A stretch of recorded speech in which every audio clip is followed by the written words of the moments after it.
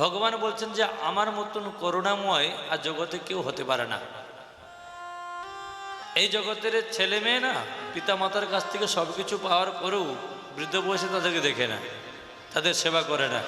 আর আমার ভগবান কৃষ্ণ বলছেন যে আমি এত কৃতজ্ঞ যে আমাকে একবার মাত্র ডাকে আমি তার চির ঋণী হয়ে যাই।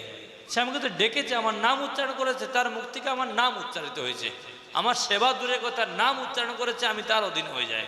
তো এই জন্য যখনই আমরা বিপদে পড়ে হা গোবিন্দ বলুন, হা কৃষ্ণ বলুন, হা মাধব, হা দেব, হে কুঞ্জ বিহারী যখনই আমরা ডেকে দিই না, তখন ভগবান তো বললেন ভাবেন যে এ তো আমাকে ডেকেছে, এতটা পুণ্য না আমাকে দর্শন করতে পারবে, তাহলে একে আমি সাহায্য অবশ্যই করব। আর ঠিক তখনই ভগবান কোনো না কোনো সাধু পুরুষ রূপে আমাদের কাছে প্রকটিত হন।